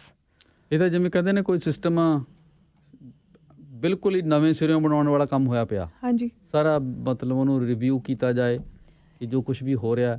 ਦੇਖੋ 3-4 ਚੀਜ਼ਾਂ ਤਾਂ ਇਮੀਡੀਏਟਲੀ ਹੋ ਸਕਦੀਆਂ ਨੇ। ਇਮੀਗ੍ਰੇਸ਼ਨ ਫਰੈਂਡਲੀ ਆਪਾਂ ਆਲਰੇਡੀ ਹੈਗੇ ਹਾਂ, ਤਾਂ ਆਪਾਂ ਕਿਸੇ ਸੈਕਟਰ ਦੇ ਵਿੱਚ ਸਪੈਸੀਫਿਕਲੀ ਆਪਾਂ ਨੂੰ ਪਤਾ ਕਿ ਆਪਾਂ ਨੂੰ ਫਿਜ਼ੀਸ਼ੀਅਨਸ ਦੀ ਲੋੜ, ਆਪਾਂ ਕਿਉਂ ਨਹੀਂ ਇਨਵਾਈਟ ਕਰਦੇ ਉਹਨਾਂ ਨੂੰ ਰੀਟ੍ਰੇਨ ਕਰਕੇ ਰਾਈਟ ਵੇ ਆਪਣਾ ਆ ਵੀ ਜਾਂਦੇ ਨੇ ਜੀ, ਆ ਕੇ ਫਿਰ ਆ ਕੇ ਉਹ ਰੀਅਲ ਸਟੇਟ ਹੀ ਕਰਦੇ ਨੇ, ਕਿਉਂਕਿ ਉਹਨਾਂ ਨੂੰ ਤੁਸੀਂ ਜਾਣ ਹੀ ਨਹੀਂ ਦਿੰਦੇ ਉਸ ਸੈਕਟਰ 'ਚ ਜਿਹੜੀਆਂ ਲੌਬੀਜ਼ ਨੇ ਜਿਨ੍ਹਾਂ ਨੇ ਮੋਨੋਪੋਲੀਜ਼ ਕ੍ਰੀਏਟ ਕੀਤੀਆਂ। ਸੋ ਹੁਣ ਜਦੋਂ ਆਪਾਂ ਨੈਗੋਸ਼ੀਏਟ ਕਰਨਾ OMA ਦੇ ਨਾਲ ਅਗਲੇ ਸਾਲ ਉਹਨਾਂ ਦਾ ਕੰਟਰੈਕਟ, ਤਾਂ ਆਈ ਥਿੰਕ ਆਪਣੀ ਗਵਰਨਮੈਂਟਸ ਨੂੰ ਥੋੜ੍ਹੇ ਜਿਹੇ ਪੁਸ਼ ਬੈਕ ਕਰਨ ਦੀ ਲੋੜ ਹੈ। ਸਿਰਫ ਨੈਗੋਸੀਏਸ਼ਨ ਵਨ ਵੇ ਨਹੀਂ ਨਾ ਹੋਣੀ ਚਾਹੀਦੀ ਵੀ ਹਾਂਜੀ ਸਾਡੀ ਰੇਟਸ ਵਧਾ ਦਿਓ।